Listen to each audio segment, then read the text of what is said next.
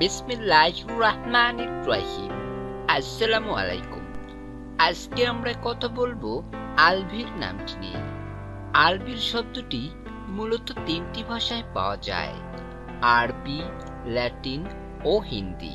যদি প্রশ্ন করেন আলভির নামটি কি ইসলামিক নাম, না, আলভির নামটি ইসলামিক নাম নয়। আপনি যদি আমাদের চ্যানেলের নতুন দর্শক হয়ে থাকেন, পরবর্তী ভিডিও পেতে চ্যানেলটি সাবস্ক্রাইব করুন। আপনার প্রিয়জনের নামের অর্থ জানতে নামটি লিখে কমেন্ট করুন।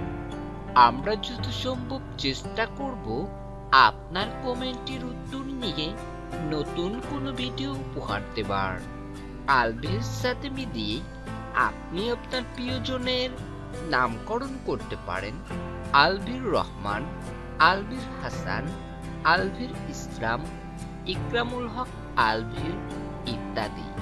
আলভির শব্দের আরবি অর্থ শুদ্ধ বা উজ্জ্বল এবং আলভির শব্দের ল্যাটিন অর্থ সাদা, উজ্জ্বল বা আলোর মতো এবং আলভির শব্দের হিন্দি অর্থ বীর বা শক্তিশালী।